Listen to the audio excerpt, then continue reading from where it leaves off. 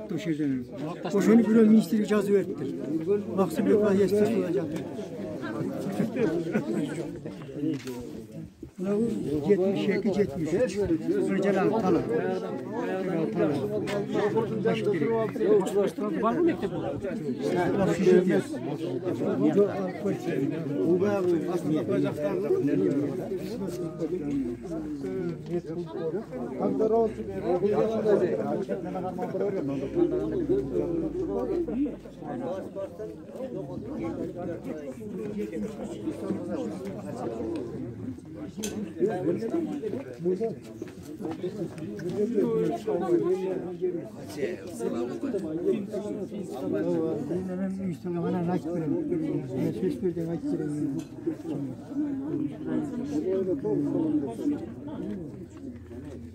Ne al kaç traktör isterim. 71. yılında olar. Siz bu koya bu işi. Evet, böyle şey. Kaç yaşlarınız? Kaç yaşlarınız? 28 yılın. 7 yılda gelip bu da şey getiriyorsun kara. Şu sen sevdin. Al kaç gün kandidatı, bana da çağırdı. Başka yere getirdin mi kandidatı? Motaklı canı kısmında yana. Lütfün Bay. 75. Lütfün Bay. Bunlar Sultan İbrahim. Bunlar Alavkan bir sekreter. Ceppi bunu, ceppi. Töregöl degen. Alavka çatka bilirdi de Alavka rayonu. Töregöl bir sekreter. Nospalkom. Ceppi. Degen o men. Bundan nogo Kir rayonu sekreter Murat Ali degen. Narında var. Nospalkom Kir rayonu. Anam no 74. yıl. Tamam bir de. Kolcuğum tutar. Volkan der. Bana. Biri içeriye.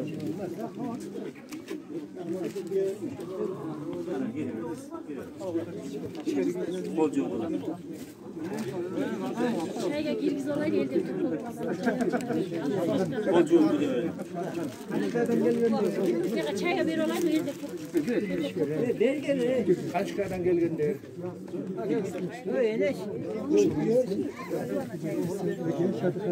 Sen bir şey dedim nasıl yeriz kaldı. Sana başla. Kolcuğum tutar. Kolcuğuna kes ya atma cumla bu temim manzara.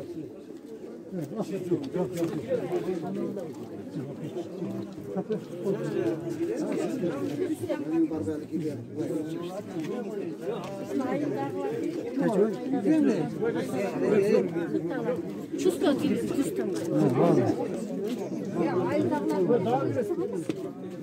Ben dayla oturan değil mi? Git çok duran.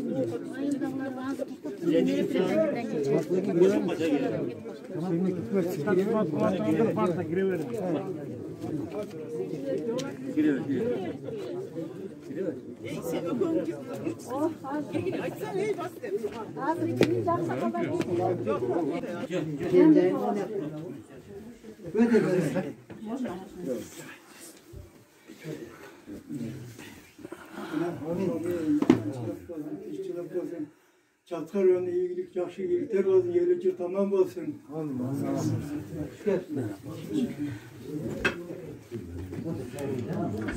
Muhtarınız geldi mi muhtarınız? Ne bileyim ki, ne var?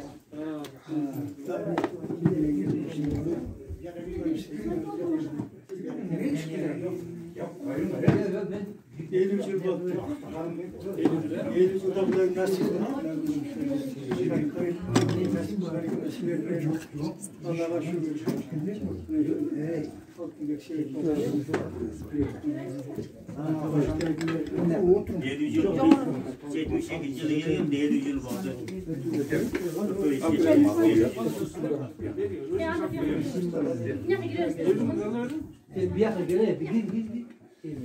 Yok.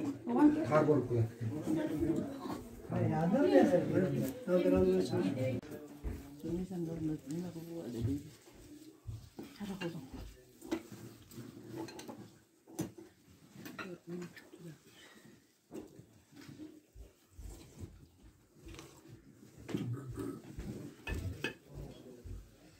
Саматтың акиле каалоо тилек айтып отуралы. Туугандар. Бүгүн да бул киши бая күнү Мухаммед айтып калды бул кишини. Эмгеги чапканга эмгеги сиңген киши деп анан барып алабукадан барып таанышып анан бир сааттай эле уктум, бир сааттай эле чындыгында чапканга жасаган эмгеги азыр мезгилдеги чапкан менен 70-жылдагы чапкандын элестеткенде эле кыйын жашоо болгон экен да. Анан эми ошого чапкан түптөгөн кишилердин арабызда болгону бизге сыймык да. Анан дагы кашыбыз табарежен дуруңубуз, акыл насаатыңыз менен, кеп сөзүңүз менен Рахмат. ар дайым сыйлап, бул чек эмес. Дайым сыйыбызда дагы чаткалдын бир жакшылыктарына келип сыйыбызга күн болуп жүрүбүз. Анан эми өмүрдү сүрө берет экенбиз ар ким баргандай, бирок өрнөктүү өмүр сүргөн деп бул кишинин жашоосун айтсак болот экен. Ушунча мээнет кылып, ушунча бала өстүрүп, тарбиялап, анан эми ушул 80ден ашкан кезде ушундай элдин кадырына, баркына күбө болуп отурушпун. Ар бир адам тилейт, анан эми кээ бир адамдар жете албайт буга. Анан эми ден соолукта болуңуз, аман болуңуз. Рахмат. Чаткал эли мына сиздин артыңыздан болгон жакшы кеп айтып атат. Ушундай башта элек айылда эле өткөндө сунуштасак элдин баары жаштар тааныбашы мүмкүн, мына улум баары айтып атат эмгегиңизди. Жана сүрөттөн эле көрүп сиздин эмгекти баалап атпайсызбы? Айыл чөбөр экен ошол кезде. Анан эми ден соолукта болуңуз. Балдарыңыз бар, эл журт бар, дагы күйүлүү демдүү болуп оорубаңыз. Сизден дагы акыл насаат, кеп күтөбүз, сыйыбызда жүрө бериңиз. Рахмат. Баарыңыздарга эле ушундай бир өрнөктүү өмүр тилейм, урматтуу туугандар, баарыңыздар ушул Самат акенин да жашына жетип, ушул кишиде бир кадыр балыкка жетиңиздер. Girip gelgende göğsün yaşıp gitti. 50 yıl kim oylap da üstüne çay içildi. Быйылкы жылы эми Ахматов эке мындай асфальтта бүтүп калды да. Өзү жасалгандай болуп калды да. Эч ким биге эмне салган жок. Асфальт ошо атайын сиздин урматыңызга бүткөндөй болду. Мына асфальт жол бүттү 2 километр. Анан эми мында өзү Кудайдын бир жасаган шыфасы болду да. Анан сиз менен таанышып калдык. Мурда эл колдоп, журт колдоп турат экен. Анан эми татыктуу адам экенсиз. Эл унутпай ар дайым өтүп бараткан адам деле окуп алып, ушул киши ким болгон десе биз сиздин атыңызды айтып турганда ушул керек.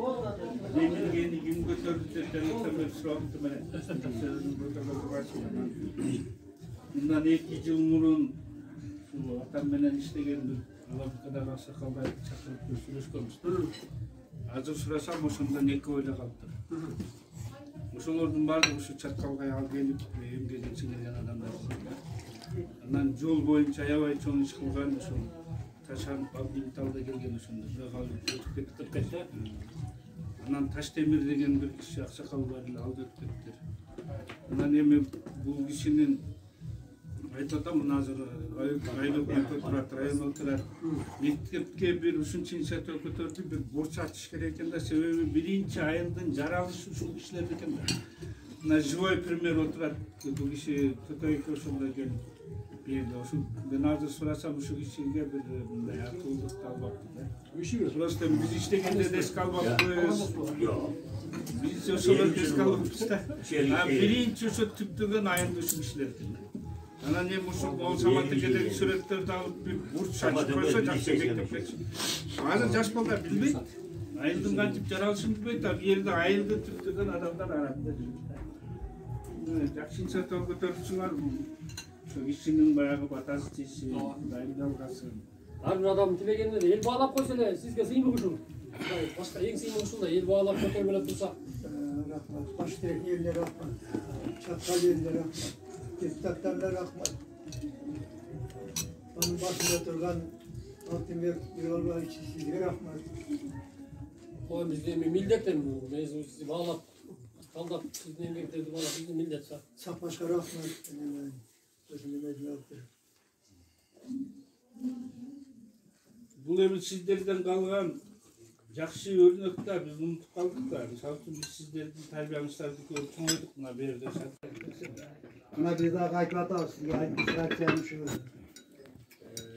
Çatkalın administrasyonun başçısına, cemaatine, deputatlar kolektifine cevap verir Çatkalın önüne biz daima Peki, benim yerim.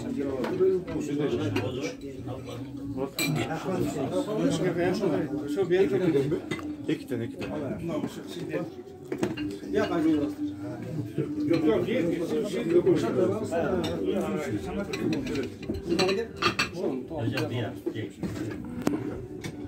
Çok koydum ne kadar.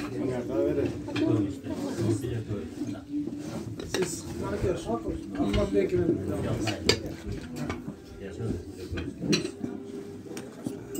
Bıçaklar valla. Bıçak kaşık buluyor. Ya abi, arkadaşlar akşamleyin bir çeçil kadar. Tacak mı? Kaç yotta gramatını atacak, yoktunu atacak, hatunu atacak. Ama onu yalnız olsa bu da bulacak. Sanki bazı yaşta görüp daha bu ne olur? Ha, bundan sonra bu da Karşı kapıya öyle karşı. akacak. Kaşık bıçak. Karşı kapıya öyle. Aldım o için kaç çok yasları. Orada tatacak. Orada paylaşıda git adam. Çekmeyin içine git adam. Demras ratasyonlarından gelip kadınlar işe girişiyor. Daha da işe girişiyor. Oşanda cenazı akatlarında kırmak bulanlar tuğup çıkıp elini bağırdı. Yaşlarına misal getirip Allah bu kanun hakimliği at başı var kalitede. Yani at başını. Mıcır kalbi örtberdi baldır var yaş bulma. Şu başı terekten 5 araba kaç geldi? 120 kilometre. Uzaklar işte. Öğlenin köprüden nari 600 hektar var. Aktaşlı köprüden nari. Sen bütün gene hayır da ödersin. Gel oğlum çaktan karakter. Çapkana. Paran ödersin kul yekken yine her komşu da vardı. Çapkadırga bir çapkı. Sen çatkallar yeyle olasın.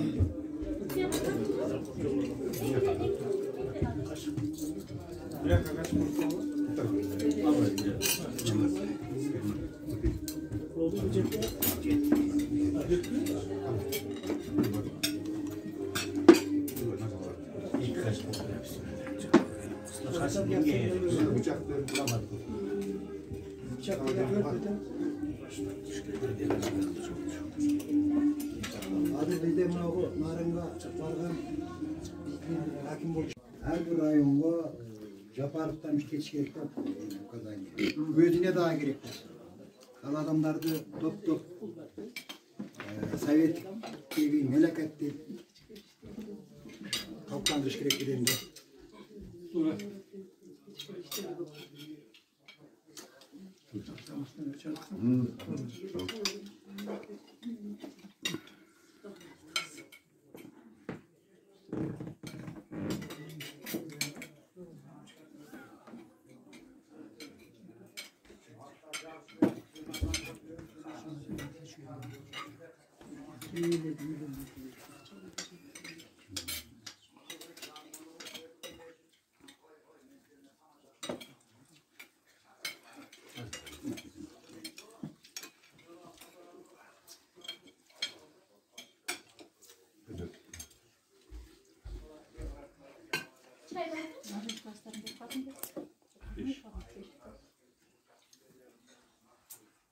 Beşinci kat, beşinci çeyrek gibi kötü oynaman şöyle.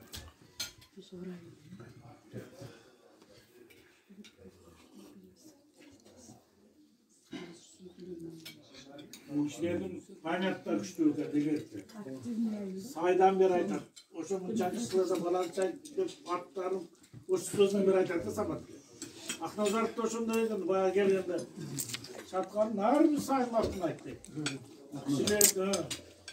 Silerin atlarmış değil mi? Yeri için burada işleşkende. Hazır biz zaman unuttuk orası. Hektardan biraz yukarı. Çatkaldı özdöstürün oy basırgan emez. Carbi soğumuş bulma. Adam yok. Ben gelgenim da. Şimdi gelsem 3 buga kontu. Ne olacağı iyi gidin. Ama ben de zaten sanat kıymatı ve sanat kıymatı. Bunu kanda yiyor adına.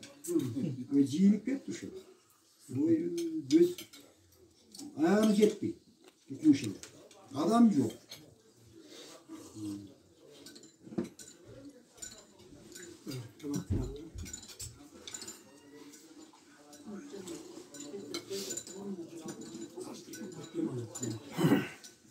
Sanat yemin oğlu. Köşe Küçük attın koyusu da bu her bir adam tadırına buyuruyor gibi емес. Hazır göz ötüp ketip. Anamın atın koyulubay жүргендер да көп. Мен баяғы жана тыңыз жатқанда сіздің пешіріңіз келіп вақтыңыз бар екен да. Мына көзіңіз бар да көшеге атыңыз қойылып. Ошол күтпөгөн айылда отырасыздар. Анан баягы сиздин өмүр жолуңузду мен көп уктум. Өзүм доозунан айтып түгөттүз да. Анан чындыгында ошол мезгилде сизге да адам керек болгон жерге. Эгерде башка ошондо мен азыркыны салыштырып туруп турган болсок, мындай нерсе жаралбашы болбошу мүмкүн. Булар үй баягы үйдү көргөн эмес да азыр. Кезде келип бизе талаада ошо вагон. Жаштык ушул жерде болду. Мурдага кийинчелик сүйлөшүп кеткенине 5 жыл болду. Эзинен чыгып кетти сапсы. Мештеме койдо жок. Мына жаңалыктын келип анан баштап. Рахмат. Рахмат Атым Бегжолубаев. Рахмат, чоң рахмат. Урукта калган нерселер көп. Жанагы Ахматбек айтып аткандай Төтөбекке атактуу ат. Яшалип сүйлөшүп кеткенimiz. Берилген жок деп атпайбы. Ушундай нерселерди мында отуруп алып тактап баалаш керек да. 2003-жылы ардактуу ат болду. Мына мен райондук кеңештин төрагасы элем. Касмалиев Аким нарында келген. Ажыбек. Ошондой көз уюштурганбыз биринчи жолу. Ошондо 8 гана адамга берилген да. Косчулук Назаров баш болуп 8 адамга ардактуу атуу берилген. Анан жылында райондо. Анан өзүнүн жолу менен акырындык менен ашпазын азырактан берип жүрүп отуруп бир мезгилде бунун да бакыты кете баштады. Айткандай эмгеги бааланбай да калды. Анан буга эч ким таарынбайт эми баягы Төтөбекке ичинде жүргөндүр мүмкүн. Ушу мен деле ардактуу атым болсом болот эле деп. А бул ойлоп коем, анан майлеп жүрүп берем. Демилген эч ким көтөрө албай да, бирөө ойлонуш керек да. Мисалы үчүн баш директор аксакалдардан ким калды? Мен. Төтөбек калды. Чакыргылачы ошонун бир эмгек жолун көрөлү деп туруп, мисалы үчүн айыл өкмөтү мен мындай деп аткан жерим жок просто. Ошондой көйдө атасың огу жаңы. Өзү айтыштан неудобно, өзү айтпайт. Коёбуз жакында. Кудакабыз. Ошондой нерселер унуттабыз. Коёбуз да эч кызат болбойт. Ошол Саматка айтарымыз. Мына эми кудакабызда аты коюлду, башка нерселер болот. Дагы өмүр берсин. Ушу калган адамдарга өрнөк болуп жүрө бергенде өмүрүңүз uzun болду. Рахмат. 2006-жылы атуулукту берди. Алаука 2017-жылы берди. 2006-жылы. Бул биздин. Ошондо эле мага бериш керек эле да. Көз бирас кабыл берди. Төтөбек, өзүңүз деле көп уяла турган адам эмес окшойсуз. Да уну айтпайт белеңиз аны. Саматтан келди мага бериш керек эле. 2006 бердим, 2007 мага бериш керек.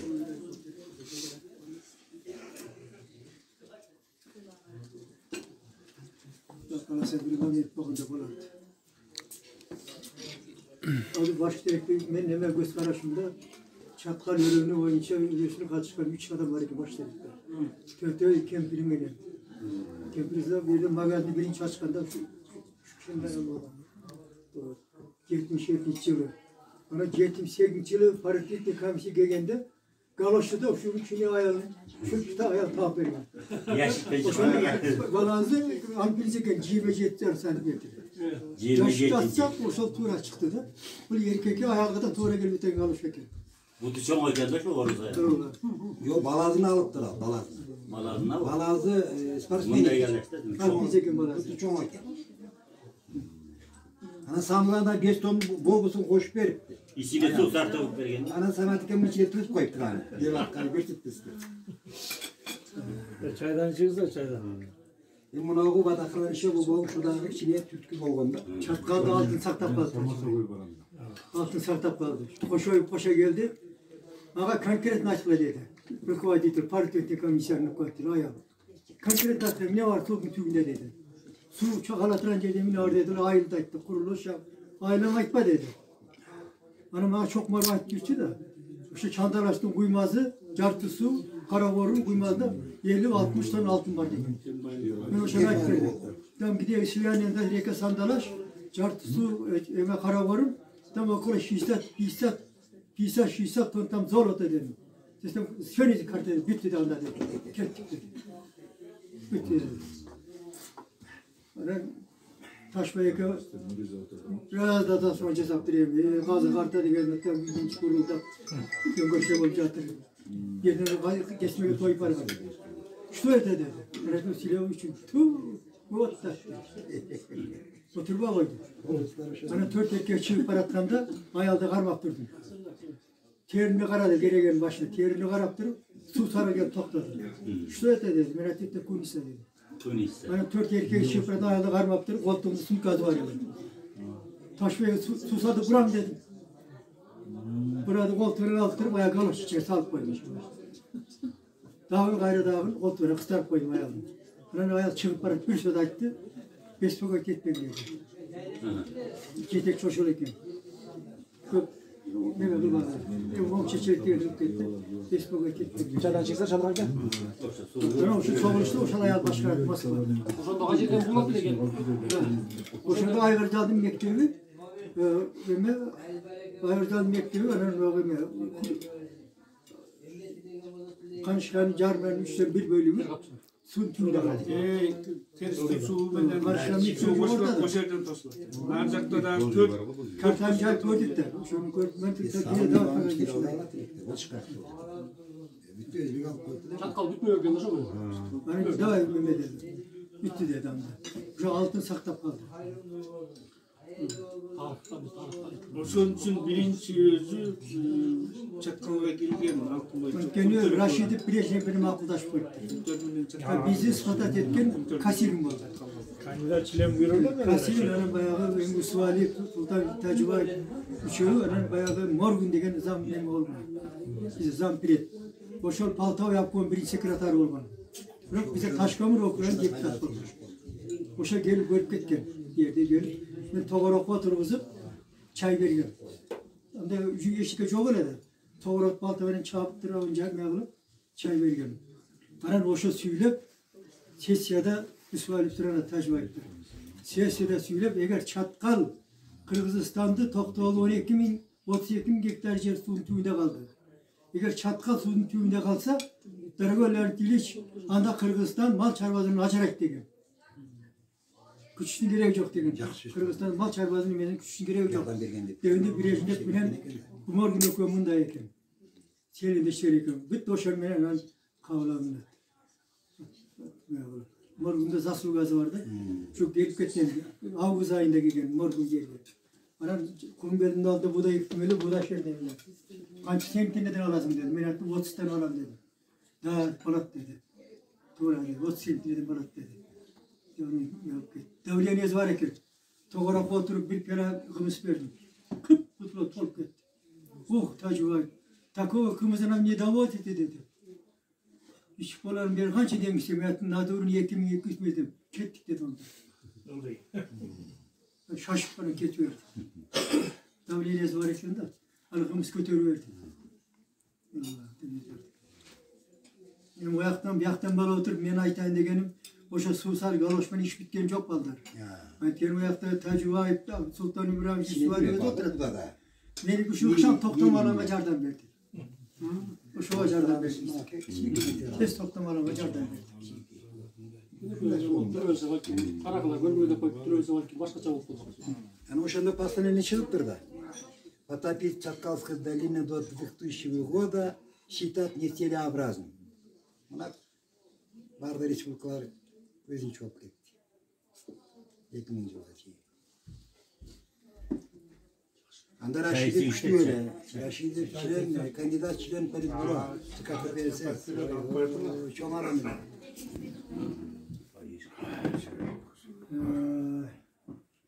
Çayçıstır.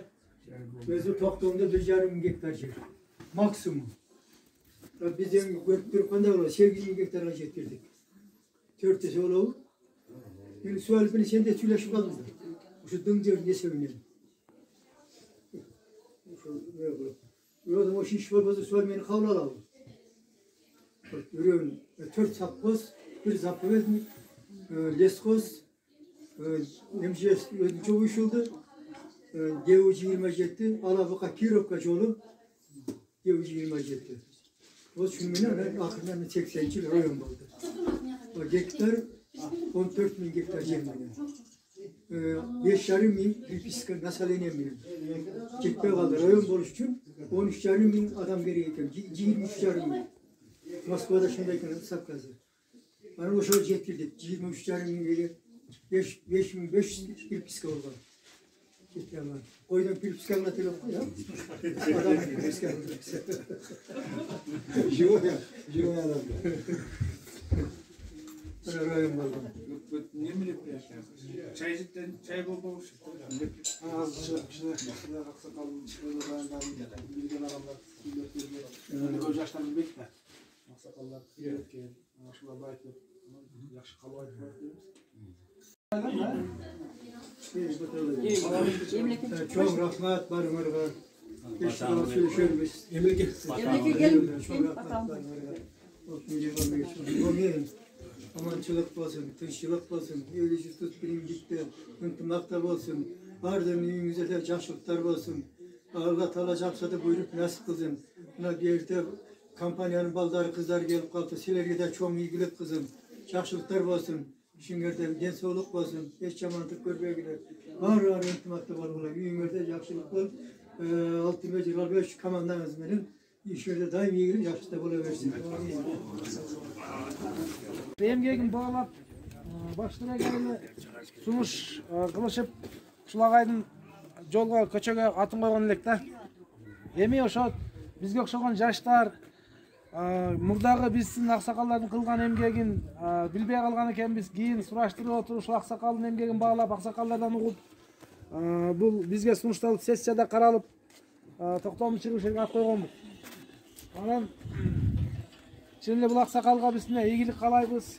Азыр чын эле кылган кызматтарын ушул ат коюлгандан кийин иликтеп сураштырып көрсөк, чын эле биздин башкы терек айылына, Чаткал районуна өтө зор салымдарды кошкон экен. Ушул агай менен иштешкен Төтө эке ошол убактагы биздин ушул курактагы аксакалдарыбыздын баарынын эмгеги бар. Чаткалды түптөлүшүнө бир эле киши эмес, ушу биздин аксакалдарыбыздын одан кийинки келатканына силердин эмгегиңиздер бар. Эмгекти баалап коюш бул жакшы касиеттердин бири болот. Ушул агайдын пешенесине ушул баш теректин жолу асфальтталгандан кийин ушул сунуштар айтылып, көчөгө аты коюлду. Анан могу өткөндө келип 30-күндө шашылыш эле көчөнүн атын коюп, ыйгарып кетип калды. Бүгүн аксакалыбыз келип, ушу өзүмүн мурда түптөп кеткен айылыма, элдерине кичине чай берип, ыраазычылыгын билдирип коюн деп келген экен. Ушул ыраазычылыкты биз кабыл алабыз. Сизге рахмат. Анан могу мен азыр мына жерде кичинекей жыйында айтарым.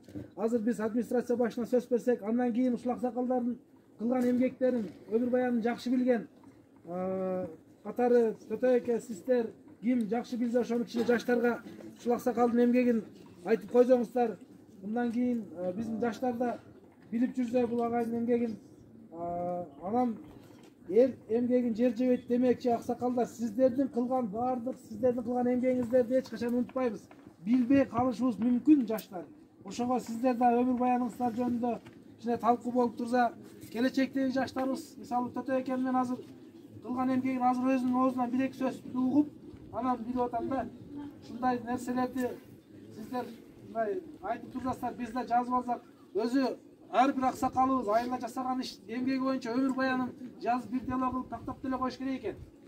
Ошону ар бир айылда, мисалы айылдыкы турса, жанагындай ардактуу атуу же башка бир сыйлыктар көрсөтөдүгөн убакта ушу айыл башчылары ошо делону тактап, ушунун эмгегин деп сунуштап турса, биз да сиздерге окшогон эмгекти калтырбай сыйлап турат элек деген негизди айтып атам да. Азыркы сөздү Алтынбек Жыргалбаевич көрсөк, ушул аксакалдын бир каалоочу негизди айтып койбосун. Саламатсыздарбы, урматтуу баш терек айылынын жалпы жашоочулары, аталар, агалар. Урматтуу Саматкулова, сабасызбы? Апа, баарыңыздарга ушу ден соолук каалайм. Ушул бүгүнкү биздин алдыбызда ушу элдин астында зыймылыңыз бут болсун. Жалпы эле баарыңыздарга ден соолук каалайм. Чаткал району, Чаткал эли өнүгүүнүн Кыргыз Республикасынын ичинде бир жакшы өрөндөрдөн бололу, алдыңкы өрөндөрдөн бололу, Кудай ут түшүргөн жер. Саматкулова жашап кеткен тарыхты угуп билип атабыз ошондон бери сиздер чаап кеткен арыкты, сиздер чаап кеткен жолдорду, сиздер баштап кеткен иштерди аягына чыгарыш кийинки муундардын биздин түздөн түз милдетибиз. Өзүңүз айткандай, азыр райондо 6080 гектар жерде биз маалымат берип атабыз да. Бул иш айтып атат мына 8000ден ашык биз. Ошол кезде техника жок кезде 8000ден ашык гектар жерди иштетип иш алып барганда. А биз эмнеге иштешпешибиз керек? Иштеш керек. Бул да тарыхта. Анан эми бул өмүрдү сүрсө болот экен баардык нерсе. Ар кандай деңгээлде бай жашап өтөсүң, кедей жашап өтөсүң, тагдыр маңдайыңа кандай жазса ошондой жашап өтөсүң. Бирок өрнөктүү өмүр, эл сыйлап, эл баалап турган өмүргө балдары кашында болсо, алган жары менен тең карыса, ушундай бир кадырлыкка жете турган болсо, мындан ашык өмүрдүн баркы жок деп эсептейм. Анан сиздикиндей кадырлуу өмүр ушул баардыгыңыздарга тилеп кетем. Ушундай 80ге чыгыңыздар, урматтуу туугандар. 80ге чыкканда дагы ушундай мамлекет баалап турсун сиздерди. Балдарыңыздар ардактап турсун. Мындан артык өрнөктүү өмүр болбош керек, урматтуу Саматкулова. Байбичеңиз менен, балдарыңыз менен ар дайым биздин районубуздун, кыргыз элинин сыймыгы болуп жүрөңүз. Мен айтып атам, мына жөн адам эместер. Мына Турдакыл Усубалиевич канча жыл мамлекетти башкарган улуу адамдарды чогуу ошол кишилер менен чогуу маектешип, чогуу пикирлешип жүргөн бул сизди улуу инсан деп баалайбыз. Ошону менен бирге мына чаткал өрөөнүнө өзүңүз айткандай тарых бул баарын таразалайт. Эгер кандайдыр бир сиздин ордуңузда башка жетекчи болуп калса, мен сиз менен 1 саат отурганда ошо өзүм байкадым да, эгер сиздин ордуңузда башкачараак мындай тоңдосун жетекчи болуп калса, ошол галош менен суусарды эмес, өзүңүз айткандай, бирок ошол жетекчиге жасаган мамилеңизден балким чаткал суунун астында калып калмак. Эгер туура ошол жер кичинекей өрөөн экен, пахта деген ушундай Өзбекстанга, Союзга ушундай пахта түшүш керек деп бууп сала турган болсо, чаткалдын келечеги болмок эмес. Ошон үчүн сизди ар дайым баалайбыз. Бул чек эмес. Мына чаткал элинин эшиги ар дайым ачык. Мына төрүбүздүн көркү болуп, акылыңыз менен, насаатыңыз менен ар дайым бар болуңуз. Биздин сыймыгыбыз мына саналуу кишилер калыптыр. Мына тиги өзүңүз айткандай, айыл өкмөт башчыбыз айтып кеттик, чын эле мен дагы мына Мухаммед болуп сүйлөшүп атабыз. Ар бир айылга мына Терексайдан баштап ушу биздин 4 айыл өкмөтүбүз. Мына китепканачыларга да тапшырма айтам деп атабыз. Бир айылдын энциклопедиясын кылып баш тереги эмнеден уюшулган, аты эмнеден калып калган. Ошол тарыхты жазып келип туруп, айылдын ар бир түтүнүн калтырбай, ар бир түтүнү, бир үйдүн да тарыхы бар. А балким ал макул директор болуп иштеген жок, макул жетекчи болбосун, бирок ошол баш тереке арык чапса дагы, сугатчы болсо дагы, тракторист болсо дагы, дүкөнчү болсо дагы ушул айылга эмгеги сиңди да. Ошону бир мына китепче кылып чыгарып койсок, ушул үйүбүздө турса, эртең күнү коноктор келсе, баш терек айылын тургун деп калтырбай эле жазып коюш керек. Тандап бул жерден жетекчилерди тизмеге киргизип, колунда барларды киргизбей, жакшынакай ар бир үйдү киргиздирип, канча баласы бар өмүр жолун жазып туруп коюп коелу атам да. Бул тарыхта эч кимден эч ким сурабайт. Алып китептен окуса, баш терек эмнеден калган, уюштуруучулар ким болгон, кайсы жылдан берки, бул эми биздин милдет. Анан эми баарыңыздарга жакшылык каалайм. Мына районубуз Кудайга шүгүр, мен башка райондон которуп келген жаран катары өзүм мындай жарандык көз караштан чаткал эли уюткулуу, жакшы, касиеттүү эл деп сезип атам. Эл жакшы шүгүр. Мына алтын деле башка баалуулуктар деле ар кайсы жерде жок. Ар кайсы райондо эмес.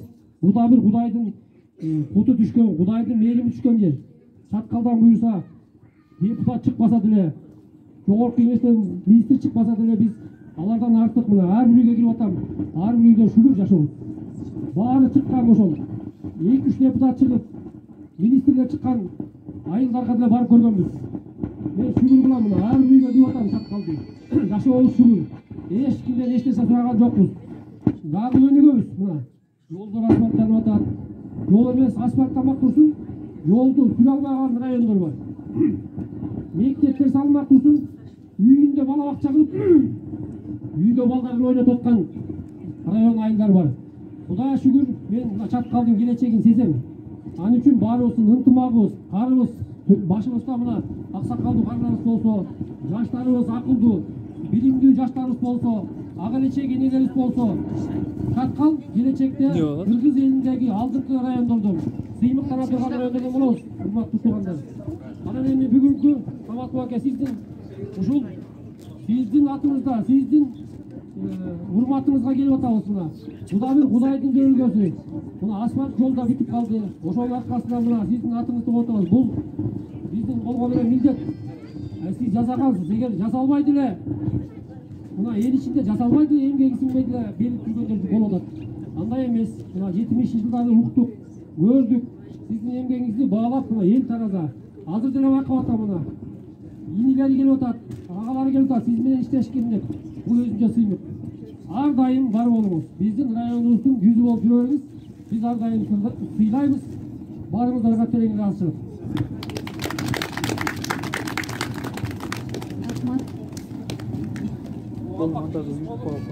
Кийинки куттуктоо үчүн сөздү Башкы Терек айылынын айыл башчысы Молдалиева Айгүл Садикеевнага сөз кезегин беребиз.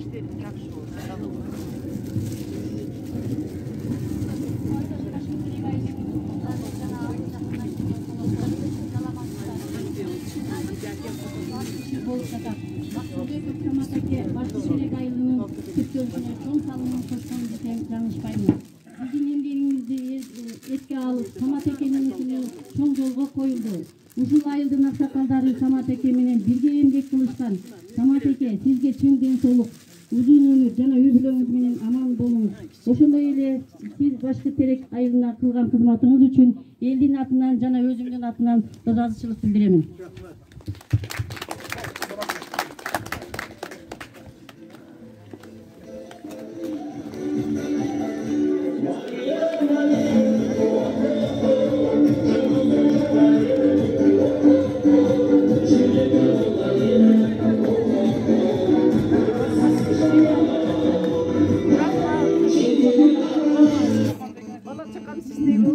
Самат Максымбеков Нуркуловичтин эмгеги элдин эсинде. Кийинки куттуктоо үчүн сөздү Таласбаев Ахматбек акеге сөз кызым. Ассаламу алейкум. Башкы Теректин тургундары көптөн бери көрүшө элекпиз. Аман эсен жатасыздарбы баарыңыздар? Мен Самат аке өзүнүн атамдай болуп калды. Кыргызда жакшы сөз бар. Бир орой айтылганы менен баягы атаң өтүп кетсе атаңды көргөн өтпөсүн деген маанисин экен. Сен ошол атаңды көргөн адам атаңды эскерип тура турбайбы? Мына мен бүгүн дагы ошол атам жөнүндө сөз айтты, мен атам көргөндөй болдум. Анан биз Самат экөөбүз мындай ошол атамдын менен бирге иштеген катары Чаткалга жасаган эмгегин эске алып жолугуп турабыз дайым. Сабапкада биз ата катары эсептеп калдык. Бул биз ошо акыркы мезгилдерде союздун тарбиясын көрүп калдык. Эми азыркы жаштар ал жерге ал түшүнүктөн алысыраак болуп калды. Жана Махмут аке бир жакшы сөз айтып кетти. Ушул нерсени бир кайрадан алып келип бир союздун убагындагы тарбияны, жоопкерчиликти, көзөмөлдүктү бир алып келип түшүндүрүшүбүз керек экен. Бирок буга көп убакыт кетет деп туура айттыңыз, таамай айттыңыз. Анан мен жемилге көтөргөн, ушул кишинин атын койгон коюу боюнча жемилген көтөргөн администрация башчысына, аны колдоп берген Башкы Теректин элине, ошону колдоп чечим чыгарып берген депутаттарына Канчкы айылдык кеңешинин токтом чыгарган айыл өкмөтүнө ыраазычылык билдирем. Бул биздин тарых. Мен дагы бир нерсени сунуш кылып кетким келип атат. Жана жакшы нерсени администрация башчыңар бир айтып кетти. Ар бир айылдын энциклопедиясын жасоо деп. Көрсө ушул калат экен. Бул эки сөз калбайт экен. Азыр бизде компьютердин заманы.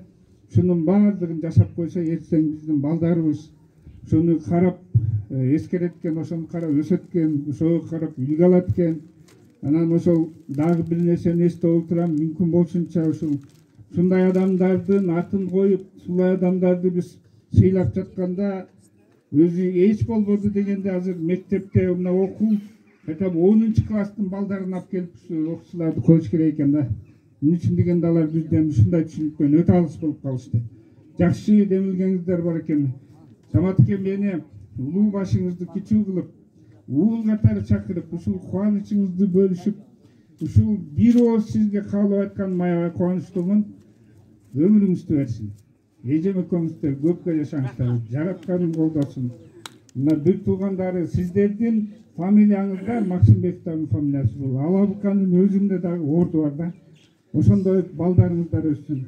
Башкеректин элине ыраачылык. Ушундай сыйлаганыңыздарга атын койгонго сиздердин ошол айылыңыздарда да көп жакшылыктар боло берсин. Аман эсен болуңуздар. Дагы бир жолу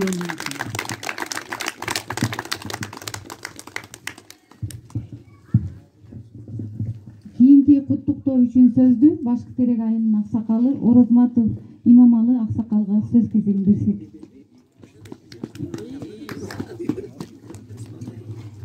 Кымбаттуу эл журт, кымбаттуу туугандар, ушу Самат Максымбековдун көчөгө атын койгон үчүн рахмат. Бул ош көчөгө атын коюуда сүйлөшүп кетти эле. Мурдагы аким Эшалиев менен баарыбыз сүйлөшкөнбүз. Ошу көчөгө атты коюш үчүн. Анан 5 жыл өтүп кетти, ошол эстен чыгып кетти. Ушу жаңа аким келип, ушуну көтөрүп, Самат үйүнө барып сүйлөшүп, бәрін ашыққа чыгарып, анан көчөгө ат берген үчүн ушу жаңа акимге рахмат айтамын. Өмүрү узун болсун, эч жаманды көрбөсүн. Ушу Саматтын көчөсү ушу элге өтүп кеткен адамдарга ошо жолдон өткөн адамдар ушу жазуун окуп, ушундай адам болгон экен деп эскерип жүрсүн. Өмүрлөрү узун болсун, Саматтын эч жамандык көрбөсүн. Ушу Самат 8000 гектар жерди өздөштүрүп, айдап, ошо кырманга алып келип төккөн будайларды мен дизель жүргүзүп, жүктөп, нокот эмегечи нокот, биягы баткен, биягы Жалабатка чейин жүктөтүп мен жөнөтүп турганмын. Ошо Самат агенин кылган иштери эч качан эстен чыкпайт. Көңүл бурганыңыздарга рахмат. Рахмат, бар болуңуз. Кийинки куттуктоо үчүн сөздү Кичи Чаарат фирмасынын өкүлдөрү Өнөрбаева Рафия жана Дэвид мырзаларды бул жака чакырылышат.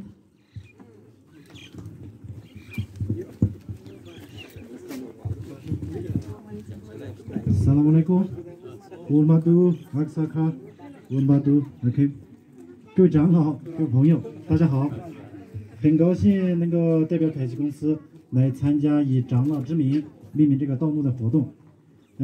在此呢，代表凯奇公司总经理廖振平，祝福长老以及在座的各位老人们能够健康长寿、幸福快乐。谢谢大家。好。Саламатсыздарбы, кымбаттуу Башкы Терек айылынын тургундары, урматтуу аксакалдар жана урматтуу аким Алтынбек Жыргалбаевич. Баарыңыздарды ушу бүгүнкү аксакалдын ат коюу, көчөгө ат коюу ажеми менен баарыңыздарды чын жүрөктөн куттуктайм дейт. Ошол компаниянын жетекчиси Мяу Жемпин мырзанын атынан дагы аксакалга узун өмүр, чың ден соолук жана көп жашооңузга тилектештигин билдирип атат.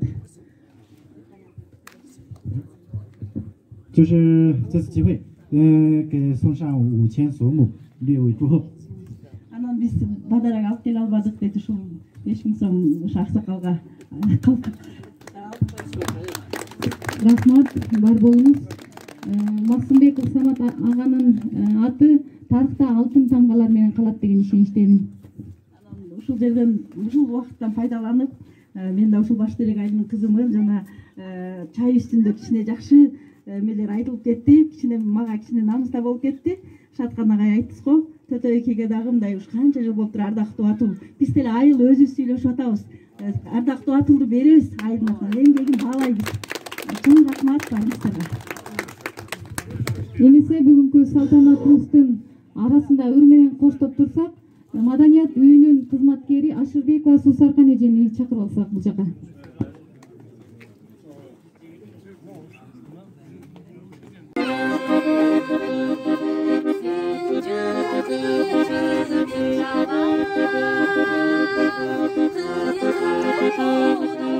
Sabah günümüzü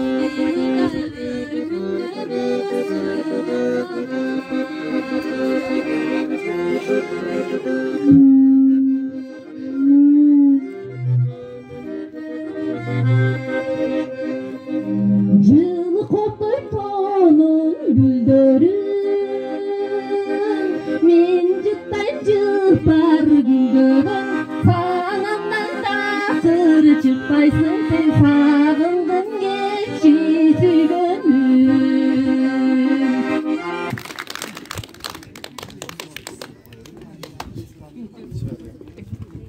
Кийинки куттуктоо үчүн сөздү Айымбет Шадыкан агайга сөз кезегин берсек. Урматтуу туугандар, саламатсыздарбы?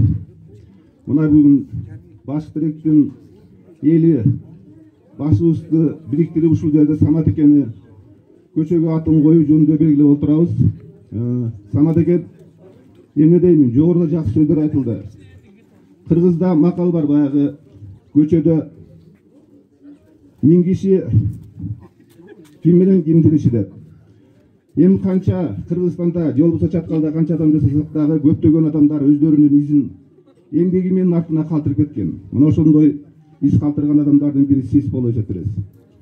Жана айтып аткандай, биз Ахмат айткандай, биз ал мезгилде окуучу болсок дагы сиз жөнүндө көп нерсени укканбыз.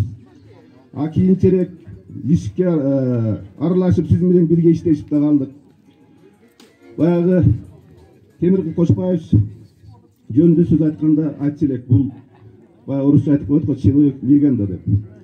Ошондой жомок кишинин бири сизсиз ушул Чаткал эл үчүн. Анткени ээн тала эрмечөл ушул жерлерде мына МЖС уюшулган, ушул турган жер МЖС болуп, анан кийин барып баш тирек айыл, анан МЖС тияка көчүрүп ал жакта айыл болуп, мына азыр ушул жерде көптөгөн эл журт жашап жатат. Ушул айылдарга сиздердин салымыңыздар өтө зор деп эсептейбиз. Мен бир гана нерсени айтып коеюн. Азыркы Алтынбек Жырылбаевич айтпадыбы? Ар бир үйгө киргенде элдин жашоосун карап туруп өзүнчө мен дагы кандай жер экенин, кандай эл экенин билип атам деп. Төрөйүп деген аким келген, билесиз да?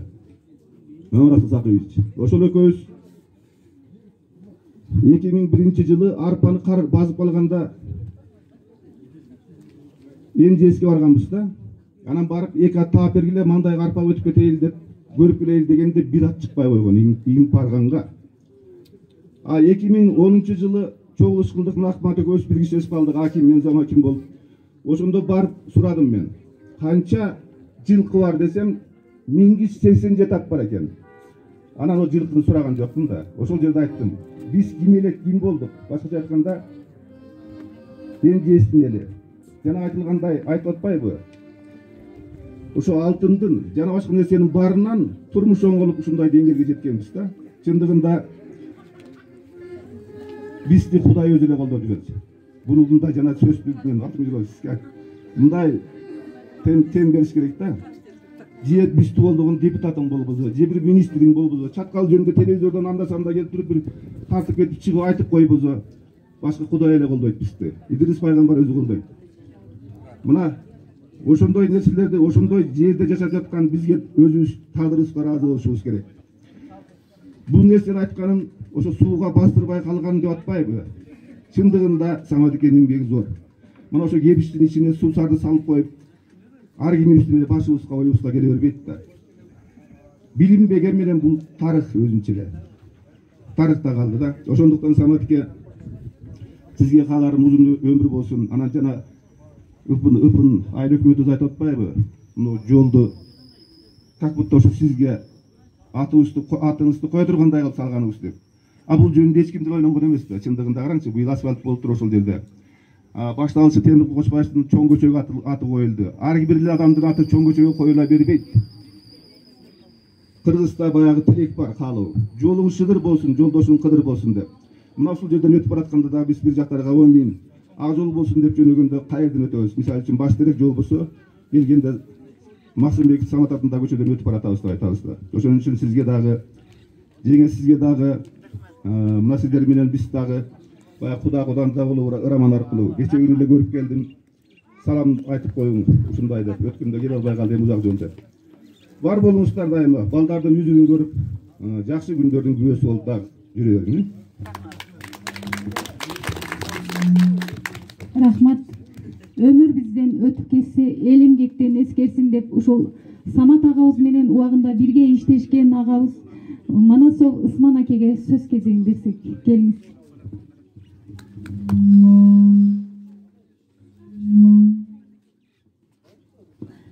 Assalamualaikum tuğanlar. Alısты jakımdan kelgen tuğanlar, mehmanlar. Mına bugün Samat Maksımbekov'un atın koyup bardığınızlar şehirge cemaatınızdan kelgeniz için çoğun rahmat. Aytılgandan bardığınızlarga. Anan Samat ekenin ömür bayan bardığınızlar şehirde iştegen nuktunuzlar. Men dagı Samat ekeler 71-ci yılı gezde, men 74-ci yılı Selkozun hemen bitkende işe gelip pratikten öpüp söz işlep kaldık.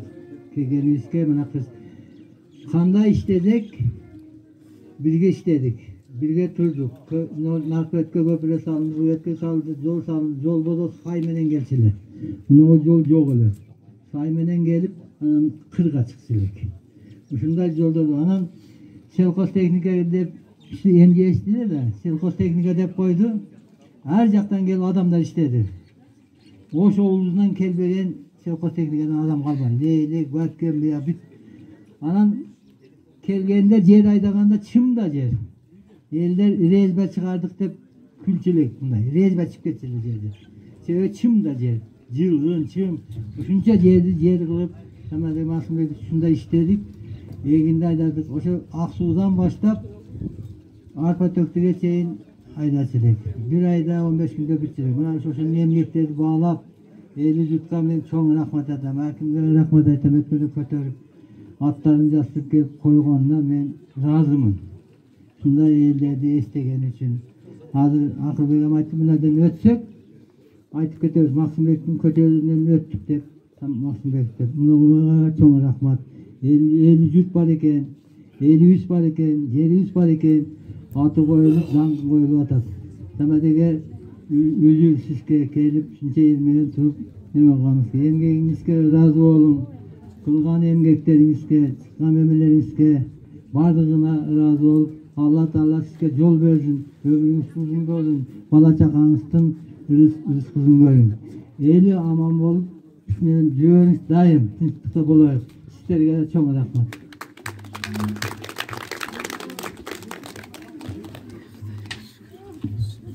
Эмесе кайрадан жагымдуу урга берсек, маданият үйүнүн кызматкери Чынар эжени бул жака чакырып алсак.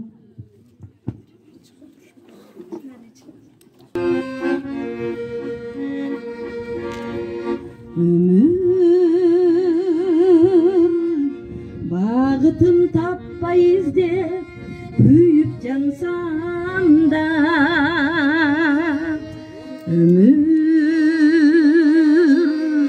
тагдырды жадырып мен өңдөн ассам да,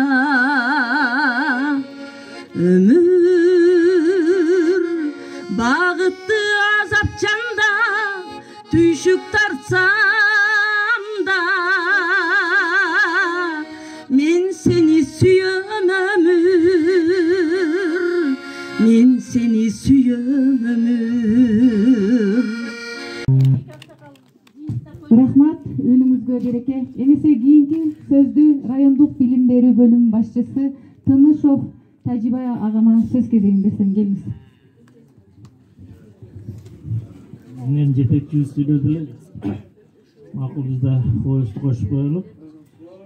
Мына бүгүн жакшы окуя болуп атат. Баш дарыгайында жогоруда айтып кетти. Мына Самат экен эми билбеген чаткалдык жок болуш керек менимче.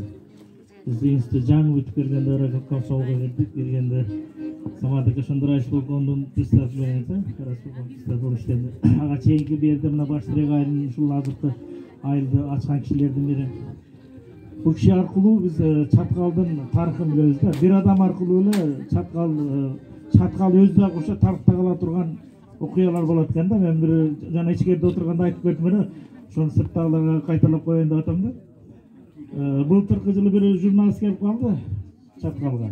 Анан ушул Усубалиевдин юбилейдик кынасында телефильм тартып аткан экен. Анан Усубалиев чаткал жөнүндө дагы эмгеги бар да кишинин дагы. Анан ошол чаткалдагы эмгегин эскере турган адам барбы? Жакшы бир маек курсак деп суранып калды. Анан эми билим берүү бөлүм башчы катары өзүңүз эле бир айтып бербейсизби деп суранып калды. Анан өздөрү кеч келди, эртең кетебиз деп. Мен айтсам чала болуп калышы мүмкүн. Себеби мен ал убакта окуяларды толук билбейм. Анан эртең телевизордон көрүп аткан чапкалыктар бул жарымын айтып жарымын калтырып айтпай койсо болмок экен деп мага капа болбосун. Ошон үчүн мен бир жакшы билген адамды издеп көрөйүн деп анан эми чаткалдын тарыхын темир Кошбаевич эле. Андан кийинки аксакалдардын көпчүлүгү өтүп кетти. Амантай экелерди ойлодум. Анан ал кишилер менен бир аз чөйрөк билиши мүмкүн, бирок терең билбейт, себеби ал убакыт иштеген эмес. Деп ойлоп отуруп анан Самат эке ойма түштү да. Телефону бар эле. Чыксам Самат эке Бишкекте экен да. Анан мен Бишкектемин деди. Анан мен айттым, Бишкектеги чапкалдын тоолорунан тарта алсам да. Анан мен айттым, мен башка бул кишичелик билген адам жок чапкалда. Ушул кишини тарта бересиңер дедим. Анда аларчага алып барып чапкалдын тоолорун эдестеп тартабыз. Анда айтайын азыр телевидениянын чоңдорун айтайын деди. Анан сразу сүйлөштү. Замы акеси болот экен, вице-президенти.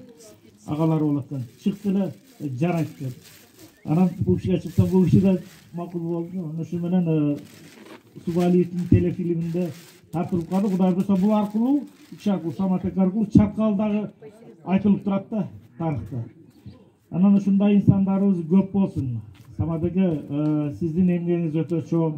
Жогоруда бир-эки сунуштар айтылып кетти. Мектептерде бир бурч же болбосо бир класстын атын коюп койсок деле болот. Же болбосо бир бурчка ушундай кишилердин айылдын мектептерине чагылдырып койсок, сонун сүрөттөрү бар экен. Сүрөттөрүн алып туруп чагылдырып койсок, жана жогоруда айткандай, айылдын балдары айылдын тарыхы жөнүндө билип турат да. Бул бир эле бул мектепте эмес, бул жакшы самалыкты бизде Кудай буюрса башка мектеп айылдарда дагы ушундай адамдардын атын калтыруу боюнча иш жүргүзүлөт. Жакшы сунушту эске алыш керек. Жакшы сунуш болду.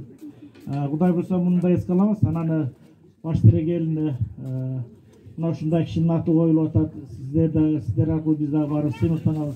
Ден соолукта болсун. Ишиңизде ийгилик болсун, өмүрүңүз узун болсун. Жеңе менен дайыма ушул 100гө чыгыңыздар. Бала бакыранын, неберелердин жакшылыктарын көрүп, ушундай эл урматтаган адамдардан болойлу. Биз да тилек кылабыз ушул жерде отургандар. Баарыңыздарга ушундай жакшы өрнөктүү өмүр каалайм. Рахмат.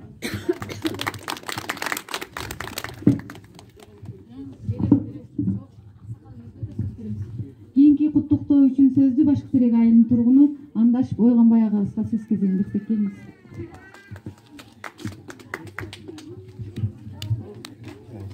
Урматтуу аксакалдар, айылдын жаштары, урматтуу апалар, аяштар, карындаштар.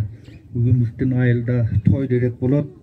Ушу Самат эке алыстан келип, бүгүн айыл кыраакчылык мезгил болуп атат. Ага чейин биздин акимге да чоң рахмат. Мен Facebook'tan görüp, Самат экенин үйүндө сүйлөшүп отурганын көрүп эле. Мурун мен оюма келди эле, бирок жан келгенде эле ушул вопросту айта бербейин деп айтпай калдым эле. Эми Кудай өзү түз жолуктурду. Биягын менен мурункулардын баардыгы айтып кетти. Анан биздин жаңа аким дагы мына каерде чогулса, мурунку акимдерден, мурунку иштегендерден чогултуп отурат. Бул жагы өзгөчөлүк жагы бар, өткөн кеткендер баардыгы рахмат сизге. Анан Самат экенин бир-эки мүнөзүн укканым, мен муногу станцияда реперин ырнактардын архивин карап отурсам, менен мурунку иштеген Килмишев Валериянын мүнөлөрү бар экен. Ошол Самат экенин орусча жүзүндө кайрылган мүнөзү бар экен. Прошу определить высоту уз тиреки аяк тирек, уз тиреки орто тирек, уз тиреки башкы тирек деп. Көрсө ошол убакта чоң кумбелдин ичинде чыге, чаткал киелек экспедициясы курулмак. Анан өйдөңкүлөр ошо аяк тирек, орто тиректин оозу деп. Бул киши ошондо эле көргөч болсо керек. Кайыр 2000 метрден өйдө болду ошол жерге курабыз деп, ошол жерден справканы жаздырып, именно мына азыр биз 60% алып атканыбыз айылдын түптөлүшү эле эмес, ушу кишинин эмгеги. Муну өзү унутуп калып айта албай атат. Мен ошо кагазды сактап калбаптырмын, бул менин күнөөм. Анан бул кишинин көрөгөсү жолду түпкүр менен айдоо жер расход болбосун деп жолду караган түпкүр менен өткүзгөн. Өзү бүтүн айтып өттү, жана сүрөтүн көрдүк, бир экеле бир стерне турат. Эми сизге рахмат, Самат эке. Сиздерди урматтайын, улууларды урматтамайын, кичүүлөр таңталбайт. Рахмат баарыңарга, ушу силерди келгениңерге. Мунугу Ахмат Бекеде рахмат, каяктан келди, ушул бир жактан келди. Аман бололу, баарыбыз бар бололу, рахмат. Кийинки сөз кезегинен кийин ушул Чаткал райондук журналистке Мухамбет Эшназаровго сөз кезегин берип койсок келиңиз. Рахмат. Мен Саматкулов менен бир 2008-жылдар таныштым да. Ушуна Аксакал Чаткалга эмгеги сиңген журналист катары барып сүйлөшүп кой деп бирөө айтканын барып таанышып ошодон бери ушул Аксакалдын эмгегин жазып түгөтө албайм. Улам ар дайым барып экөөбүз маектешип отурабыз. Чаткалга келемде бул жакта акимдерге айтам, урматтуу акимдер, ушул Аксакалдын эмгегин баалайлы, андай кылайлы, мындай кылайлы деп сүйлөшөбүз. Бир-эки аким ишке ашпай жумуштан мөөнөтү бүтүп кетип калды. Акыры ушул Жалалбаевичке да айттым, шеп ушундай бир жакшы аксакалдар бар. Убагында мен китепке да жазгам бул аксакалдар тууралуу. Телевизорго таптыргам, республикада чыгаргам. Ушул кишинин эмгеги бааланып калсын деген мен журналист катары аракетим. Десем, шеф макул барып таанышалы, батасын алалы барып бул кишине көңүлү толгон экен. Бул кишинин эмгеги бааланып, ушул аты көчөй коюлуп калды, түбөлүк калды менин оюмча. Ошол мен журналист катары бир чоң бир өзүм үчүн бул жеңишим деп ойлойм да. Ушул кишинин ушул аты түбөлүк калышына бир аз да салым кошалдым деп ойлойм да. Өмүрүңүз узун болсун. Сиздей эмгек кыла албасак да, сиздин эмгектериңизди жазып, биз деле ушул элге таанылуу экен. Сизден бир тоо экенсиз. Сизди казып, ар жагынан сиздин тарыхыңызды жазып, бизге ошол балдар да ушинтип элге таанылуу берет экен. Ушул тоо боюнча сиз түбөлүк бизге тоо болуп, энем экөөңүздөр дайым арабызда бар болуңуздар. Ар дайым тынч болуңуздар, дайым ушул сиздердин жакшылыктарга күбө болойлу. Элдин арасында мындай адамдар көп. Мен журналист катарындагы Чаткалдын чыган инсандар деген китеп баштагам. Анын биринчиси чыкты, экинчиси даяр болуп калды. Келечекте ошо отурган аксакалдардын баарысын мен жазам деген ниеттемин. Буйруза. Ушундай жакшы мааракеңиз кут болсун. Мындан башка да, жолдон башка да ушул кече эле Алапка маданият үйүнө барып калып, мен ошол жерде айттым, силердин айыл деле ушул Чаткалга Алапка эмгеги сиңген Саматкул Максымбетов деген аксакал бар. Ошол кишинин бурчун ачкыла мен силерге сунуш. А киши каражатын да көтөрөт. Десем, ал макул болушуп сизге жолугабыз дешти эле билбейм. Жолукту адан кийин келип бул жагда маданият үйүнө да айткан, буйруза алар ишке ашат. Ушул мектепке ачыш боюнча да ушул демилгелер бар. Буйруза ушул жогорку жетекчилик колдоп турса, сиз тууралуу жана сизге окшогон ушу эмгеги сиңген жетекчи аталарыбыз тууралуу көп эмгектер буйруза жазылат алда. Өмүрүңүз узун болсун, дайым тынч болуңуздар. Рахмат.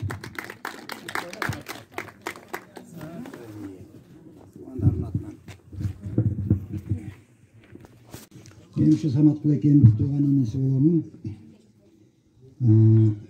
Эми бул жерге эң менин туугандарым дегенин себеби бар. Чындык туугансыздар. Себеби менин тайекелерим өз чаткалыктар булар, туугандар. Биз мындай айтканда жарым чаткалык десек, алма ушу полноценный сөз да бул.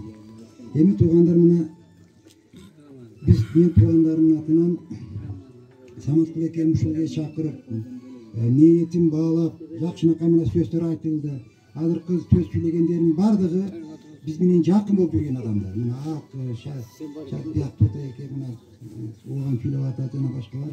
Эң биз өзүбүздүн жакын семьяга жакын адамдар деп эсептеп жүрген адамдар чыгып Саматкул экенин бул жерде аткарган ишине баа бергениңиздер үчүн дагы чоң рахмат айтып кетем. Өзүбүздүн семьянын атынан, туугандарымдын атынан. Эми ушул Саматкул экенин атын оюшка түрткү берген ушул мына акимибиз берде жаңы келген деп мен билем. Алтынбек, сизди жаңы келгенсиз. Жаңы келсеңиз жаш болсоңуз дагы мына ишти жакшынакай билгендигиңиз, иштеп келгендигиңиз, ишбермандыгыңыз билинип турат. Себеби мына көптөн бери мына Советтер Союзу жойулгандан бери билип келип атабыз, көрүп келип атабыз. Мындай акимдер аз чыгып атат. Илгери бир учурда айттык элек, көчөдөн алып келип коюлуп атат. Кыргызстан каяка барабыз акыры. Көчөдөгү жүргөндөрдү алып келип коюп атат. Тууган туушкан болуп кетип атат. Менимче мына эми ордуна келип атат көрүнөт. Мына Алтынбектин кийин сизден мына көрүп турабыз. Эгерде ушул айткан сөздөрүңүздүн баары төп келиштип практика экөөнү калыштырып кетсеңиз, Кудай буйрса, ал Чаткал району будан да өнүгөт. Жакшы болот. Азыркы мына Чаткалда башталган мынагы эмеңиз салым.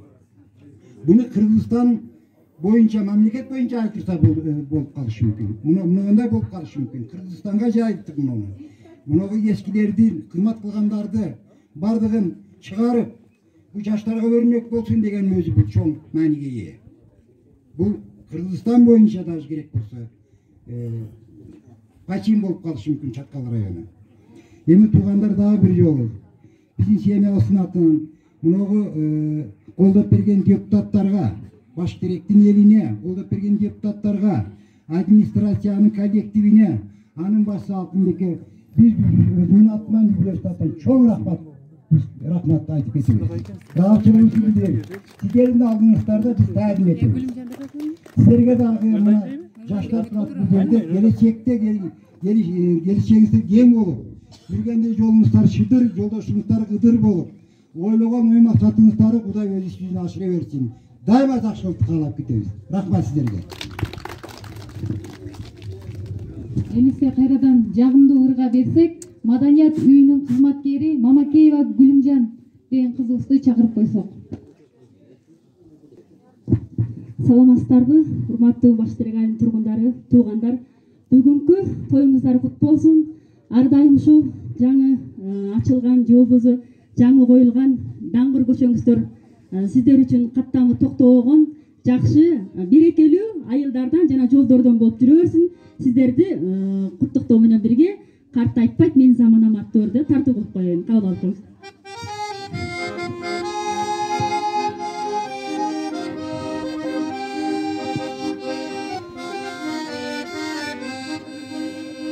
Сайраган булбул тилиндей, көшөлүп көзгө илиндей, жаш кезек өтөт турбайбы, жадырап жайнап илиндей, жадырап жайнап илиндей, жаш кезек өтөт турбайбы, жадырап жайнап илиндей, жадырап жайнап илиндей. Рахмат. Ушул Башкы Терек айылынын түптөлүшүнө чоң салым кошкон ушул Самат Максымбеков агабызды бул жакка сөзгө чакырып алсак.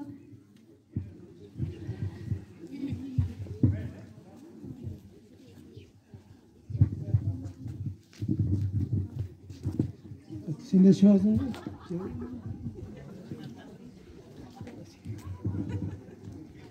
Rahmat Tamadan. Urmatlı bugünkü Baş Terek'ten eli, urmatlı rayondan gelgen jetekçiler, jakşı joro joldoş inilerim, tuğandar, administratif başçısı, sizge çoğun tazımga rahmat aytabız bugün gelgeningizlerge. Men kine bir kança toku tercihlerine söylep koysam, köp söylesem kanday bolat. 1970 yılı Kırgızistan İskustosunu jeteklep Usvali Taşkent'e barattı. İskusto'yu ayaktağından keyin Raşidov Özbekistan'ın padişahı Usvali kirip kelsin deydi. Kavlalat, al sunuş kılat. Men Moskva menen makuldaştım. Biz Çatkalı su saktağış kılavuz. Siz makulduğunuzu verin deydi. Biz oşanda dağın 600.000 tonna pakta koşavuz deydi. Degende Turdakun Usvalievich Joldaş Raşidov. Men Çatkalı özüm жалгыз чече албаймын. Çatkal Meclis Respublikaya pazbişa dep çıkıp kedet. Oşondan anam komşularım jaraka ketet. 71 yıl Turdakun Usvalievich özü Nol jaktan tüşüp jaktan şu Çatkallar maşina menen kara buraşusunu açıp kedet. Çatkal eli menen tanışıp Çatkalın jaşоо elini soциалдык madani avalын görüp öte naşar ekendigin bağlap ana toktom kavlalat. Kırgızistan Barbarlık Komitetinin Kırgız Eski Ministerler Sovetinin koşma toktomu alıp toktomda şunda yazılat. Çatkal elinde çatkal örüğünü dıng kılım karıtıp жатkan dıng жерди ötöштүрүү.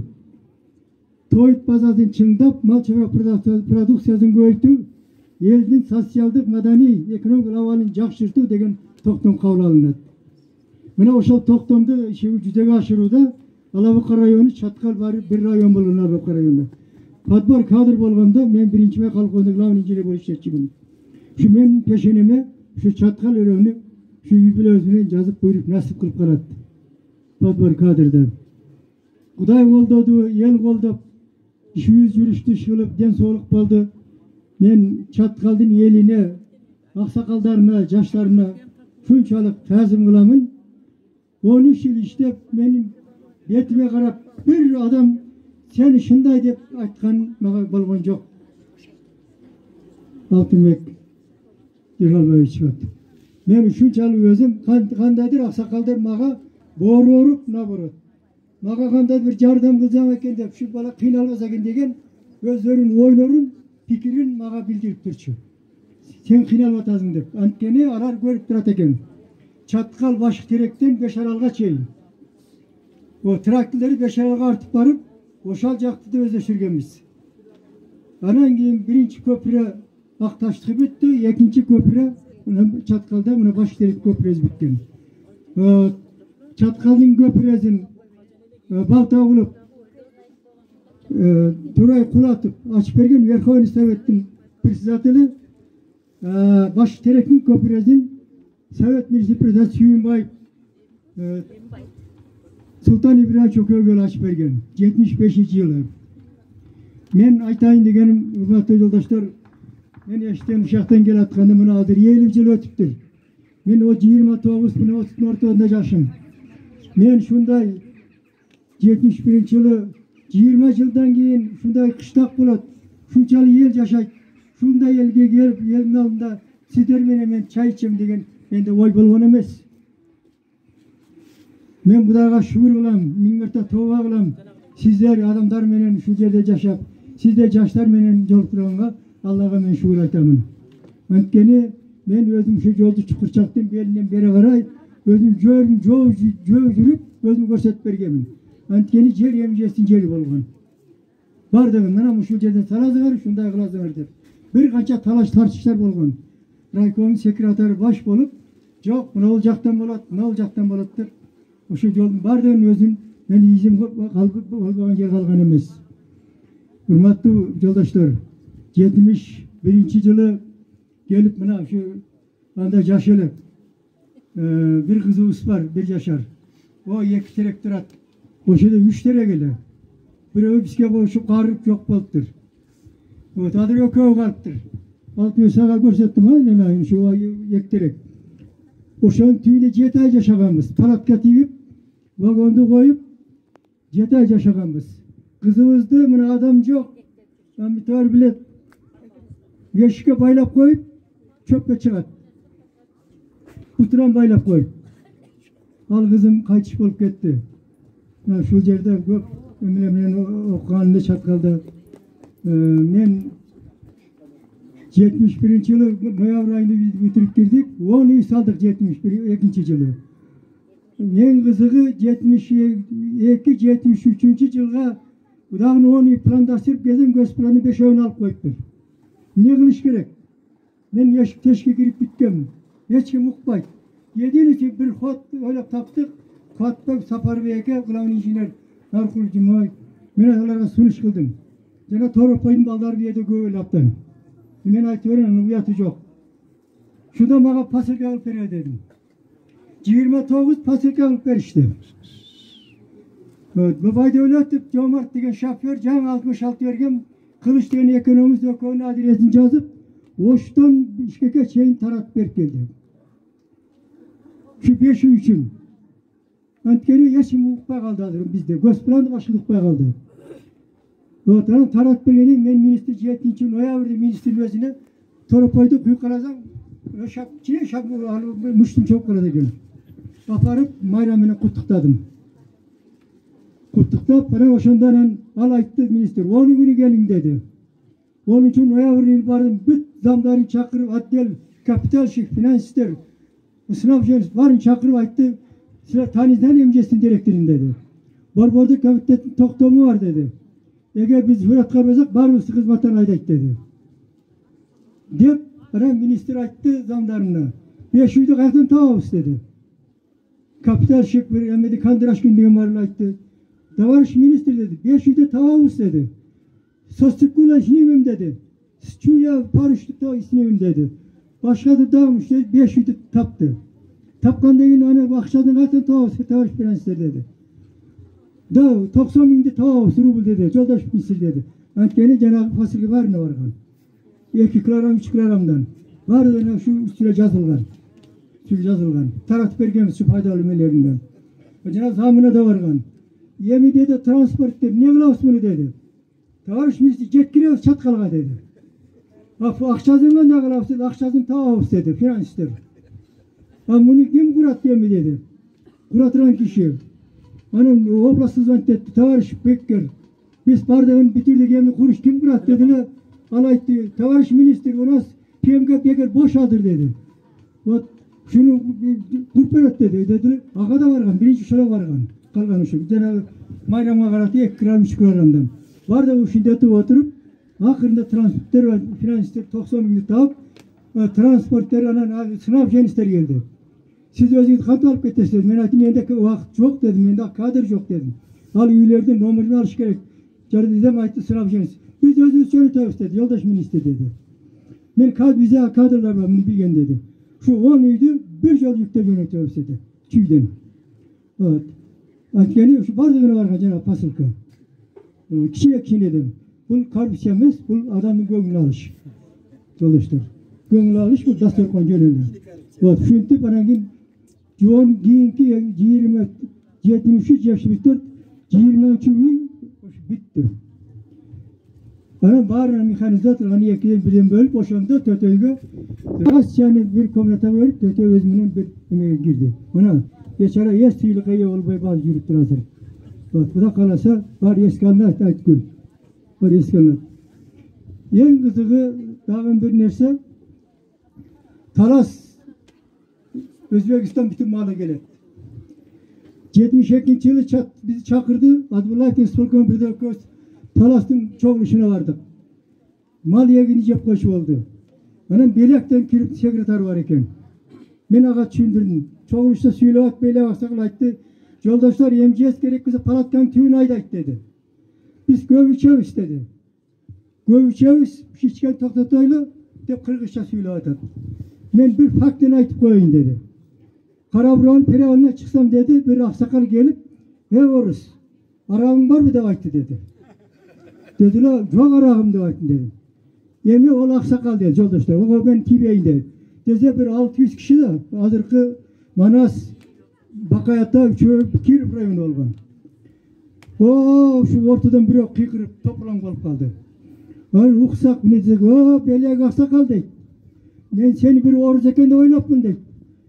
Sen birinci şeker atalığını bilgeninde ben öldüm de canıma var baytılım deyip. Dese belek aksakal aytat. Ot buna deyip. Gördüğünüz gibi bunu kan turşan deyip. Moynu alvatat deyip. Buna aksakal moynu alvatat deyip. Deyip bunu şunda yeginde korku şunda bir emeliye bolgan çalıştır. Yeginde aylanın şu yarım gün vakit geçecek. Yarım gün vakit geçecek. Yemi şu yeginde köptürazlar köprü yok. Buna olacak dalay yeginder traktörleri akıp ketken. Şu köprüde vaktinde köprüye saldırganız. Kaçım toptan 100 tros bilen 100 metre arjağından bir jağından bir traktör 400 tonna yeginler arjağı sudan tartıp etkenmiz. Kança degen tonna yeginler suga akıp ketti. Teknikanın özüm şoförde arası tap jijoy alıp kaldık da. Evet, şunda kıyınçılıklar bolgan. Evet, biz şu 7000 hektar yerde 22 siyelkaminin 15 günde bitiyoruz.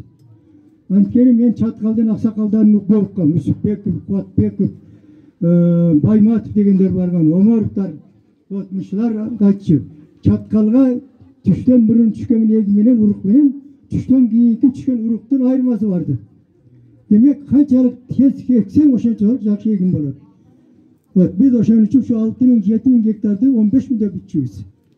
Daha şu baldardan, ayaldarın, traktistlerin ayaldarını üretip koygamız. Balazı kolunda ayalaydı. баласын эркек трактор сабып турат, аялы эме кылат. Мына ушундай эмне түнүгүн иштер болгон айндар. Эми жерде мактанып же болуп аткан жок. Жерде далай ушул жерде отурган адамдардын, чаткал элинин, жаштардын күчү менен болуп атат бардыгы. Төргө болгону мен жетекчилигим бу жерде. Эми bir nerseni aytып коеюн, Бешаралга трактор берген элек. 27 ноябрда ким барган ушака Коктук айында 27 ноябрда биз азыр барып, мен Девин начальник ат менен баратабыз. Анан ошол жерде басмачы деп коет, анын аты Төрөбек экен. Bir эки аялы, бирөө Тутук, бирөө Байбишеземе. Тутуктун эки бала бар. Biz 3 at baratkanda ayttık, ketpegile baldarım, karda kalıp ketken adamlar bolgon deyt. Oşal Koktuk ayına çıkıvergende biz barıyor su bolup bitti, attın nereden geldi kar. Hiç şak görünmeydi. Anam bizden birbirine vuruş gidip kaldık. Ay. Geldik adresler yazıp koydu. Antiyen biz uca titreye başladık. Su ötüp gitti. Hiç şak görünmeydi. Anam bir çıvırık çıkıp kaldı. Çıvırık çıktı, şazak su deyt, su deyt. Su deyt. Anam özü oynanıp, şu artığızganıp attan düşüp, kardımında kılıp, attardı buradan suğa vardık. Demek su menен düşüp gerek eкен. Su menен düşüp ördük, bayağı aksakal Төрөбек Асқар şu сайдын оозунда турупtu. Vay baldarım çatkalda toңуп калган адамдар далай болгон. Мен силерге айттым bu dedi. Мына ушундай бешарага жете албай, ушундай күндөр болгон. Мен çatkalda бир эле баш керек эмес, ушу бешаралга чейин 10.000 гектар жер өздөштүрүлгөн. Билем, şu анткени биринчи кир айткан, çatkalды канча өздөштүрсөң, ошол жер эмжесип болот деген. Анан bir жылда мени эйине эккенден кийин баардыгы көрүп тур да, кызыгып, anан кайрадан жерлерди алып коюшту. Sen эмне çatkaldын баарын ээлеп аласыңбы деп. Макул дедим, анан уягын сапылда көткөрүп бердик, баарын жатем естип өзүбүз калдык. Мына şu айылды тургузушта, айылды курушта, анан мына көпүрөнү курушта şu Кулат Аксакалдын жардамы бар. Кулат Аксакал 72-жылы оор палатка тигип, аралдын башына. Ошо жерде конок кылганбыз. Анан өзүм айттым, Төрөбек Кулатович bir pal жүрүңүз, көпүрөнү көрүп коюңуз деп. Barıp köprünü görüp alıp ketken bir jagын. Tart süretke dedi. Tarttırınan barıp bir жылдан köprünü bitirip verdi. Ekinci köprü. Azırkına köprü tırat şu. Bu ömrü çatkaldı ekinci köprüyle. Demek urbatı başterektin yaşları men aytayın degenim. Men şunçalık tolkundap men daşı diriklatında gözüme jaş aldım. Siler baktılısınlar. Sen ömürler uzak bolsun aylananda. Bardığыңар. Mına azır kış yakındap kelatat. Azırkı çıkıp süylөгөндөр, akın süyledi. Bardığı tuğra. Çatkaldın kışı var. Ağa bardığımız tam 500 gerek. Yaşaş da kıyın derdi. Şuntu sizlerge bardığını uyuyunuzda tınççılık kalayım, iyigilik kalayım. Amandık kalayım, uyuyunuzda daim vakit olsun. Kut bereke olsun. Baylık sizlerde olsun. Jeri baydı, neyli baydı, kuda kalasa başka terek jeri bay. Sizler de baysızlar. Men uğuşuma karaganda maldı göğüşten birincilik tapsınlar. Köşenin tartığı boyunca birincilik tapsınlar rayonda. Bu jakşı iş anı. Daim şuna iyilikler bolaversin sizlerde. Sizlerge çoğun rahmat. Dağın bir yolu sizlerge uzak ömür. İşinizler iyilik olsun. Çoğun rahmat sizlerge. Kımbatlı eli jurt. Mına kojoyunum aytты. Tulpar çurkagan sayın tuyağынан çaң çıgatmış da. Ansıңарында эми кожоюнун баягы кылган эмгегине токтолуп, мына жаштарга кичине айтып берейин деп окшойт. Ушундай эл баалады, Чаткалдын элинен айланайык, жеринен айланайык, өндүк, өстүк, ушунча даражага жеткизген ушу эл болот. Мына жаңы аким келип, Кудай кааласа, сиздин да ишиңизде ийгилик болсун. Чаткал жакшы жер, өнү өзүп, мына Кытай фирмасына келген сиңдим, силердин дагы ишиңер ийгилик болсун, эл менен болгула. Эл менен болсоңор эч качан жаман болбойсуңар. Ана ушул жерде катышкан бардык туугандар, сиздер менен биз элбиз. Сиздер барекесиздер, ушу кожоюнун ушунчалык эмгегин баалап, эч жерде калган жок. Атын өчүрбөс үчүн чоң жолго койдуңуздар. Биринчи Кудайым колдосун сиздерди. Үй бүлөңүздөрдө жакшылыктар болсун. Бизди дайыма тойлоруңуздарга, жакшылыктарыңыздарга чакырайык. Чакырыңыздар. Биз дайыма сүйүнүп, Mına kayın jurtu menen kelip turuga dayarбыз. Kызматыңыздарга dayarбыз. Келиңиздер биз жака. Katevir koyun. Onda alakanca al koy götürüyle. Umatı. Arkadaşlar. Bak karasın, gıdır tarısın. Ketmez devlet versin, kim feil versin. Yeli cürt başlarının yeli cürtü birimdikte ıntımakta olsun. Jat bile çatkal yeline, çatkal cürtüne, çatkal önüne, yaşlılıklarda kalayız, iyiliklerde kalayız. El aman olup, kut bereke olup, birimdikte olup, yaşlılıklar olaversin. Şul or kışlarda daim sap olup, aman olup, yamanlıktan alış bolgular, Allah yaşlılarga janaştırsın. Rayonun jetekçiliğine de bardığına sizlerge çoğun rahmat işimizde iyilik bolup, daim Kırgızistan'da adı birinci Bay Rayon, Çatkar Rayonu, şu Çatkar budan da ulan güldey versin, ulan bu yerden tepkiş bolup, çoğun hizmetlerine getiriveringizler. Sizlerin yüzüne kut berek ol, hiç yamanlık olmasın. Allah özü daim yaşlılıktan sizlerge buyurup nasip kılsın. Amin. Amin Allah'a.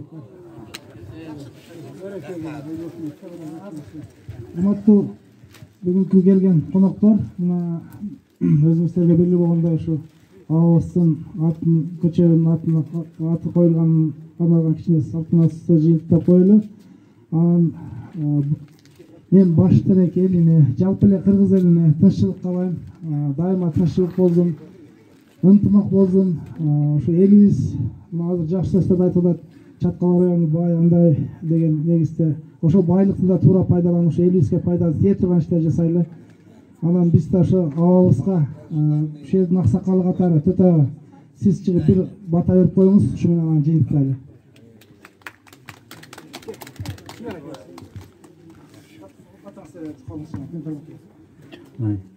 Vak kırasın, kıdır tarısın, ketmez devlet, keng feil versin. Şuğa turganların üy bülözüne tınçlık bozun. Ömürleri uzun bozun, hiç yamanlık görmezin. Yerden alanları altın bozun, altın başlar aman bozun.